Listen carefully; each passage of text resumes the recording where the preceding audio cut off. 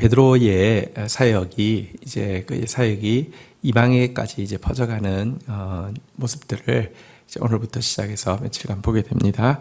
살펴보겠습니다. 사도행전 9장 32절에서 43절입니다. 32절 그때에 베드로가 사방으로 두루 다니다가 룻다에 사는 성도들에게도 내려갔더니, 자, 베드로가 여러분 예루살렘에서 이제 사마리아로 지경을 넓혔고요. 그 빌립의 사역을 통해서 이제 또 더 나아가서 이제 갈릴리 지역으로 좀 올라가게 됩니다. 룻다는 샤론 평원에 있는 한 그 읍인데요. 이곳으로 내려가게 되었습니다. 이제 예루살렘, 또 사마리아, 갈릴리 점차 사역이 확장되어져 가고 있는데요. 33절 거기서 애니아라 하는 사람을 만나매 그는 중풍병으로 침상에 누운 지 8해라. 34절 베드로가 이르되 애니아야 예수 그리스도께서 너를 낫게 하시니 일어나 내 자리를 정돈하라 한데 곧 일어나니. 35절 룻다와 샤론에 사는 사람들이 다 그를 보고 주께로 돌아오니라. 그곳에서 애니아라 하는 사람에게 예수 그리스도의 이름으로 일어나 걷게 하는 표적을 행하게 하셨습니다. 그리고 이 일을 통하여서 룻다가 이제 있는 그 샤론 병원에 있는 많은 사람들이 주께로 돌아오는 그런 놀라운 일이 일어나게 되었습니다. 여러분, 이 샤론 들판에서 일어난 이 구원의 역사는 이사야서에 보면 샤론은 양떼의 우리가 되겠고라고 하며 이제 예언되어 있는 장면이 있는데요. 이곳에서 일어난 구원의 역사는 또 이와 같은 예언의 성취이기도 합니다. 예수 그리스도를 샤론의 꽃으로 비유한 찬송가가 있죠. 샤론 들판에 허드러지게 피어 있는 많은 꽃 중에 한 송이처럼 오신 겸손한 예수 그리스도를 노래하는 그런 노래입니다. 그리고 이 샤론의 장미라는 그 이름이 로즈 오브 샤론이 바로 무궁화를 상징하는데요. 그래서 사실 예수님이 샤론의 꽃이다라고 하는 노래는 예수님은 무궁화와 꽃이다 이런 의미를 가지고 있습니다. 피고 지고 또 피어 또 그 자리에 서서 그 많은 꽃들과 어울려서 이렇게 겸손하게, 그렇지만 모든 사람을 구원으로 이르는 바로 그 꽃이다 이런 노래인데요. 어쨌든 이 샤론 들판에서 일어난 이 구원의 운동은 예수 그리스도를 겸손히 받아들이는 자들에게 일어나는 하나님의 위로의 사역이라고 할 수 있겠습니다.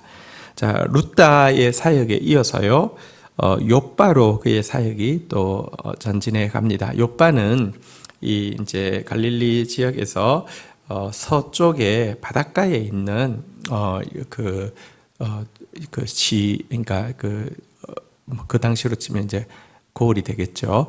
욥바로 그의 사역이 확장되어 간 거 보겠습니다. 36절 욥바에 다비다라 하는 여제자가 있으니 그 이름을 번역하면 도르가라. 선행과 구제하는 일이 심히 많더라. 37절 그때에 병들어 죽음에 시체를 씻어 다락에 누이니라.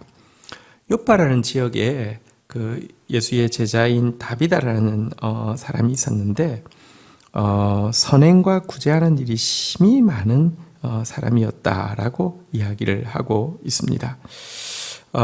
여러분, 그녀는 많은 과부들의 부양자의 역할을 감당하고 있었는데요.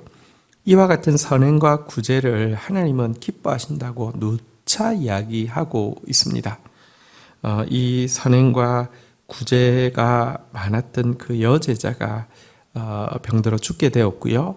마침 그곳에 베드로가 내려가게 되었습니다. 38절 룻다가 욥바에서 가까운지라 제자들이 베드로가 거기 있음을 듣고 두 사람을 보내 지체 말고 와달라 간청하여.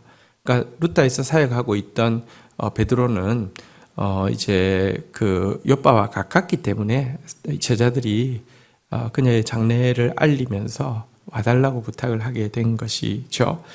39절 베드로가 일어나 그들과 함께 가서 이르매 그들이 데리고 다락방으로 올라가니 모든 과부가 베드로 곁에 서서 울며 도르가가 그들과 함께 있을 때 지은 속옷과 겉옷을 다 내 보이거늘. 정말 그 많은 과부들의 위로자와 또 부양자의 역할을 감당했던 그녀의 죽음에 대해서 슬퍼하는 이 모습을 보고는요, 40절 베드로가 사람을 다 내보내고 무릎을 꿇고 기도하고 돌이켜 시체를 향하여 이르되 다비다야 일어나라 하니 그가 눈을 떠 베드로를 보고 일어나 앉은지라. 너무 놀랍게도 이 여인이 또 부활하는 그런 놀라운 기적이 일어나게 되었습니다. 여러분, 이것은 초대교회에 예수님께서 제자들에게 약속하셨잖아요. 내가 하던 일을 너희가 할 것이고 나보다 더 큰 일을 할 것이다 그랬는데요. 안전뱅이가 일어나기도 하고요. 또 이 중풍병자가 일어나기도 하고요. 또 이제 죽은 자가 살아나기도 하고, 정말 이 복음이 그냥 이론이 아니라 실제임을, 이 예수 그리스도께서 이론을 남겨주시고 가신 것이 아니라 성령으로 말미암아 예수께서 하시던 일을 할 수 있는 능력을 주셨음을 명백히 보여주고 있습니다. 지금도 복음이 증거되어지는 곳에서 또 표적과 기사가 일어납니다. 물론 표적과 기사가 항상 일어나는 것은 아닐 수 있습니다. 특별히 복음이 많이 증거되어진 곳에서도 계속 표적과 기사를 일어나기를 기대하거나 혹은 또 표적과 기사에 막 집중하는 것에 대해서는 우리가 조금 그 위험성은 기억할 필요가 있습니다. 그러나 지금도 복음이 증거되어지는 선교지 최적경 지역들에서는요, 복음과 함께 표적과 기사가 일어나는 일들을 심심치 않게 보고를 통해서 들을 수 있습니다. 어쨌든 이 표적이 복음의 증언이 된 것을 성경은 여러 차례 이야기하고 있습니다. 표적이 목표가 되어서는 안 되지만 하나님의 말씀은 살아있고 실제이기 때문에 지금도 이 표적과 함께 하는 것은 우리가 부인할 수 없고요. 또 이것에 대해서 사모하는 마음도 그쳐서는 안 됩니다. 단지 주객이 전도되어서 표적이 주가 되게 하는 것, 이것들은 우리가 지향하는 것이 굉장히 중요합니다. 어린 아이 때와 어른의 때의 모습에서, 어린 아이 때에는 수업을 할 때 어떤 교보제 같은 것을 많이 사용하고 하잖아요. 그죠? 근데 어른이 되어서는 그런 경우가 좀 적어지지 않습니까? 신앙도 핵심은 결국 말씀이고요. 하나님과의 관계이고요. 근데 그 안에 들어가기 위해서 분명히 어린아이의 신앙을 가진 사람도 있고, 그때는 또 표적도 필요하고 능력도 필요하고 기적도 필요합니다. 우리가 교회가 말씀 전한다는 것, 말씀을 강조한다는 것으로 또 표적과 기사를 등한히 해서도 안 되고요. 혹은 또 말씀을 등한히 하면서 표적과 기사만을 쫓는 은사주의로 빠져서도 안 됩니다. 그리고 지금도 선교지에서 이와 같은 일들이 힘있게 일어나고 있습니다. 교회가 선교적인 교회가 되어지고 교회가 영혼 구원을 위해서 애쓸 때, 교회가 영적 최전선에 서 있을 때 이와 같은 기적들이 또 자연스럽게 동반되어지는 것도 사실입니다. 어쨌든 이 부분들을 보면서 오늘 다시 한번 우리 지체들 위해서 기도하고, 또 특별히 질병 가운데 고통하고 있는 지체들 위해서 간절히 또 중보하고 나아가야 할 것입니다. 자, 41절 보겠습니다. 베드로가 손을 내밀어 일으키고 성도들과 과부들을 불러들여 그가 살아난 것을 보이니, 42절 온 요파 사람이 알고 많은 사람이 주를 믿더라. 하나님께서 이 선행과 구제를 기뻐하셨고, 또 이 복음이 증거되어지는 과정 가운데 그녀를 또 하나님의 긍휼의 표상으로 삼으시자 많은 사람들이 기뻐하고 또 많은 사람들이 주님께로 돌아오는 그런 기적이 욥바 가운데서 일어나게 되었습니다. 그런데 룻다로 내려갔다가 욥바로 이끌림 받았는데요. 사실 욥바에 가 있는 것은 또 한 가지 중요한 의미가 있습니다. 욥바는 또 가이사랴에서 가깝고요. 가이사랴는 고넬료가 살고 있습니다. 이제 갈릴리까지의 사역을 넘어서 이방인에게 이제 복음이 전거되어지게 하기 위하여서 룻다를 거쳐 욥바를 거쳐 가이사랴로 가게 하시는 하나님의 역사를 보십시오. 지금 이 복음의 확산을 이 제자들이 기획한 것이 아니라 성령께서 앞서서 진행하고 계신다는 것입니다. 이것이 놀라운 일입니다. 마지막 절 43절을 보겠습니다. 베드로가 욥바에 여러 날이 있어 시몬이라 하는 무두장이의 집에서 머무니라. 자, 욥바에서 이제 잠시 거주한 게 아니라 이 부흥이 일어났기 때문에 그곳에서 여러 날을 있게 되었는데요. 그가 머문 장소는 무두장이 시몬의 집이었습니다. 같은 시몬이란 이름은 같은데 어쨌든 그의 직업은 무두장이었습니다. 무두장이란 이제 죽은 짐승의 가죽을 벗겨서 그것을 가지고 이렇게 이제 부드럽게 해서 이제 다음 단계의 사람들에게 넘기는 것을 이야기하죠. 무두질이란 이제 가죽을 이렇게 부드럽게 만드는 거지 않습니까? 그래서 죽은 짐승을 가죽을 벗겨서 그것을 부드럽게 만들어서 가죽 공예업자들에게 넘기는 그런 일을 하는 사람인데요. 사실 이 죽은 짐승을 다루는 것은 율법적으로는 부정한 일이라고 여겼고 그래서 멸시하고 가까이 하지 않는 문화가 유대인들에게 있었습니다.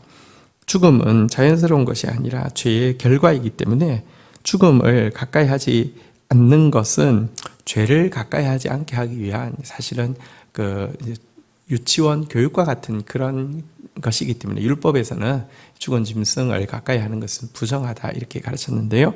어쨌든 이것 때문에 사람들은 가까이 하지 않았는데 베드로가 복음이 들어가고 나자 사실은 조금씩 이제 장벽들이 무너지고 있습니다. 조금 지나면 이제 이방인에게 나갈 터인데 사실은 여기 유대인 무두장이에게 나아가는 것도 일종의 장벽인데 이 장벽이 무너지고 그 다음에는 이제 심지어 이방인에게 나아가는 그런 장벽까지 무너지게 하시는 것입니다.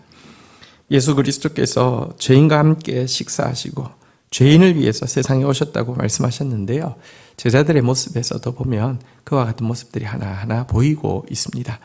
그래서 심은 씨앗은 하나도 헛되지 않고 또 자라고 있음도 보여주는 내용이라고 할 수 있습니다.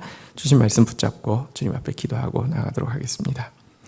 주님, 샤론 들판에서 일어난 중풍병자의 치유의 역사와 또 많은 사람들이 그리스도를 따르는 양이 되어 양떼가 우리에 머무르게 되는 그런 아름다운 역사를 보게 됩니다. 샤론의 꽃으로 오신 겸손하신 예수 그리스도요. 우리가 겸손하지 않으면 그분을 알 수 없음을 고백합니다. 오늘도 겸손한 마음 되어서 샤론의 꽃으로 오신 예수 그리스도를 따르는 양떼의 우리에 속한 양무리가 되게 하여 주시옵소서. 오늘 선행과 구제가 심히 많던 다비다의 부활의 기적을 봅니다. 주께서 선행과 구제를 얼마나 기뻐하시는지 표시 내셨습니다. 우리도 선행과 구제에 힘쓰는 저희들 되어지게 하여 주시옵소서. 그리고 부활의 기적을 통하여서 예수 그리스도의 복음이 단지 이론이 아니라 생명의 능력임을 또 정확하게 표적을 통하여서 드러내심을 찬양하고 경배합니다. 오늘도 우리가 표적 자체를 쫓아서는 안 되겠지만 주님 정말 복음을 위하여서 영적 최전선에 서서 싸우고 기도하는 공동체 되어지게 하여 주시고 또 복음이 들어가야 될 영혼을 위하여서 또 치유와 회복을 구하며 기도하는 저희 공동체 되어지게 하여 주시옵소서. 하나님께서 이 선교를 이끌어 가심을 보게 됩니다. 룻다를 지나 욥바를 지나 가이사랴로 이끌어 가시는 주님의 이끄심이 오늘도 있을진데 오늘도 우리의 걸음걸음 주님 의지하며 나아가게 하여 주시고 우리 안에 있는 스스로 만들어낸 벽들을 또 무너뜨리며 참 진리 안에서 자유하며 더 깊은 진리로 나아가는 저희들의 삶이 되어지게, 오늘 하루가 되어지게 인도하여 주옵소서. 예수 그리스도의 이름으로 기도 올립니다. 아멘.